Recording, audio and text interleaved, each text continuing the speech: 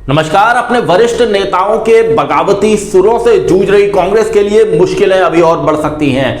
मुश्किलें इसलिए बढ़ सकती हैं क्योंकि महाराष्ट्र में कांग्रेस के साथ महाविकास आघाड़ी सरकार में शामिल एनसीपी के मुखिया शरद पवार ने एक बयान दिया है। शरद पवार ने कहा है कि देश में थर्ड फ्रंट की जरूरत है, यानी कि तीसरे मोर्चे की जरूरत है। और ये जो तीसरा मोर्चा है, इसके लिए वो कई दलों से बातचीत कर रहे हैं। ये जो तीसरे मोर्चे की बात है, इससे कांग्रेस को क्या नुकसान हो सकता है? क्या कांग्रेस जिस यूपीए की कयादत कर रही है, जिस यूपीए की अगुवाई कर रही है, वो यूपीए क्या बेमतलब हो जाएगा? तो इस पर मैं बात करूंगा और कैसे बेमतलब हो जाएगा इस पर बात करेंगे। आप देख रहे हैं सत्यहिंदी.com। अपील मेरी आपसे वही है, कॉर्पोरेट मीडिया के मुकाबले आजाद पत्रकारिता का समर्थन करें। सत्य हिंदी की सदस्यता योजना में शामिल हों। आर्थिक भुगतान का लिंक हमने डिस्क्रिप्शन में दिया हुआ है। ऐप भी आ गया सत्य हिंदी का, लिंक डिस्क्रिप्शन में डाउनलोड कर लीजिए। आप जानते हैं कि कांग्रेस अपने वरिष्ठ नेताओं के बागी सुरों से परेशान है।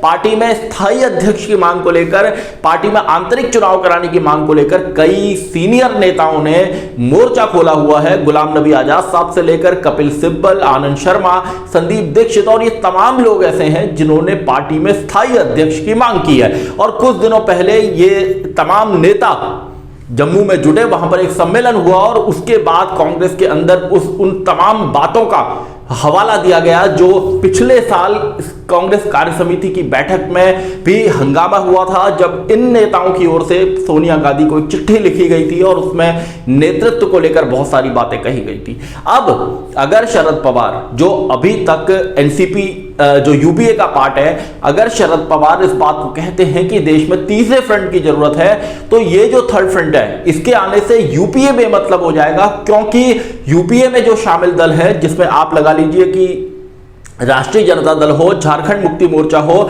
और भी तमाम दल इस थर्ड फ्रंट के साथ जा सकते हैं। कांग्रेस के लिए मुश्किल एक और है, क्योंकि महाराष्ट्र में जिस वो शिवसेना के साथ, शिवसेना एनसीपी कांग्रेस जिस शिवसेना के साथ सरकार चला रही है, वो शिवसेना कई बार कह चुकी है कि शरद पवार को यूपीए का चेयरपर्सन बनना चाहिए, या जो ये थर्ड फ्रंट है इसको लेकर भी निश्चित रूप से शिवसेना पवार के साथ खड़ी होगी, क्योंकि वो पवार को एक नेशनल राष्ट्रीय शख्सियत का नेता बता चुकी है और राहुल गांधी की लीडरशिप पर भी सवाल उठा चुकी है। और तब कांग्रेस ने इसे लेकर ऐतराज भी जताया था।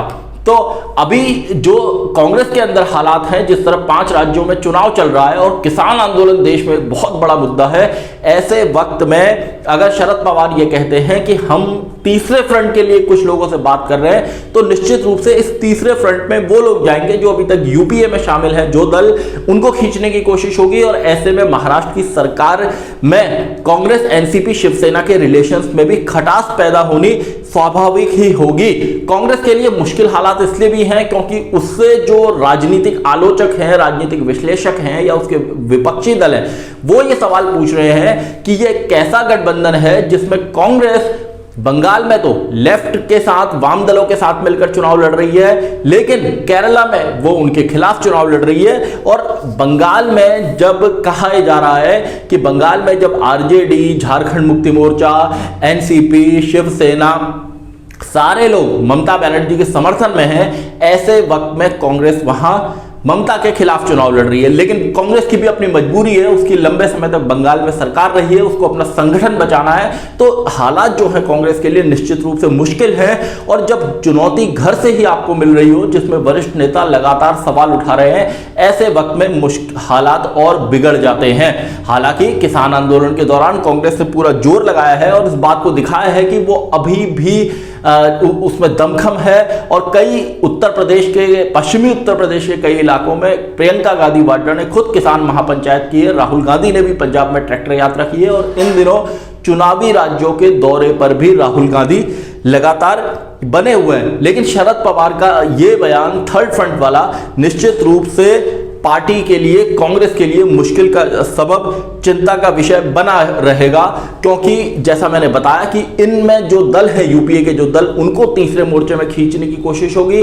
और जो पार्टी के अंदर स्थायी अध्यक्ष का मसला है या आंतरिक चुनाव का जो मसला है, उसको लेकर भी पार्टी के नेता सवाल उठाते रहते हैं। जैसे हाल ही में संदीप दीक्षित जो दिल्ली में 2 बार सांसद रहे, उन्होंने भी इस बात को कहा कि कई बार हमें यह नहीं पता चल पाता कि हमारा अध्यक्ष कौन है, हमारा नेतृत्व कौन कर रहा है। तो ऐसे हालात में कांग्रेस के तमाम नेताओं को या आलाकमान को, कांग्रेस के तमाम नेताओं को आलाकमान से गुजारिश करनी चाहिए कि इस मसले का कोई ठीक हल निकाला जाए, क्योंकि जो 5 राज्यों के चुनावी नतीजे होंगे उनमें बहुत कुछ इस बात पर निर्भर करेगा कि कांग्रेस आगे आने वाले राज्यों के चुनाव कैसे लड़ती है। तमिलनाडु में उसका डीएमके के साथ गठबंधन है, केरला में उसकी फाइट है, असम में उसने कई दलों का एक गठबंधन बनाया, वहां पे वो चुनाव लड़ रही है, बंगाल में वो इंडियन सेक्युलर फ्रंट और लेफ्ट के साथ मिलकर चुनाव लड़ रही है, और ऐसे वक्त में पुडुचेरी में कुछ दिनों पहले ही उसकी सरकार गिरी है। कांग्रेस को इन राज्यों में ताकतवर प्रदर्शन करना होगा, अच्छा प्रदर्शन करके दिखाना होगा। तमिलनाडु में उसकी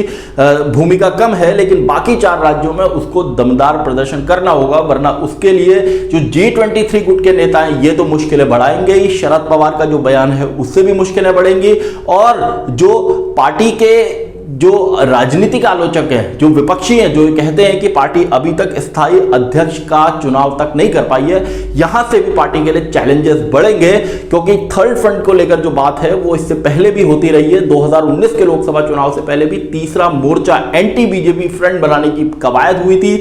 तेलंगाना के मुख्यमंत्री के चंद्रशेखर राव इसमें जुटे थे, लेकिन तब उतनी बड़ी सफलता नहीं मिली थी। लेकिन ऐसा लगता है कि अगर शरद पवार सामने आते हैं और जिस तरह शिवसेना ने उनका समर्थन किया है, और जो शरद पवार की एक नेशनल उनका जो कद है उसको देखते हुए कई दल उनके साथ आ सकते हैं, और निश्चित रूप से इसमें जो यूपीए है, जिसकी चेयरपर्सन सोनिया गांधी हैं, जो इसकी अगुवाई कांग्रेस करती है, वो निश्चित रूप से कमजोर होगा। और उसके कमजोर होने का मतलब है कि कांग्रेस के सहयोगी दल तो छिटकेंगे ही, वो अपने आप में भी अकेले पड़ जाएगी, अलग थलग पड़ जाएगी।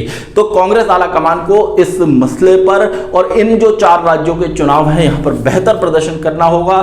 इस जो थर्ड फ्रंट का जो बात सामने आई है, इस पर भी गंभीर चिंतन करना होगा, वरना हालात मुश्किल हो सकते हैं। और जो पार्टी के अंदर घमासान है, जो G23 गुट के नेता हैं, उनको भी बांधने की कोशिश करनी होगी। सत्यहिंदी.com में आज के लिए बस इतना ही। ऐसे ही तमाम मुद्दों पर मेरी आपसे आगे भी बातचीत होती रहेगी। धन्यवाद। सत्य हिंदी का ऐप डाउनलोड करें गूगल प्ले स्टोर पर।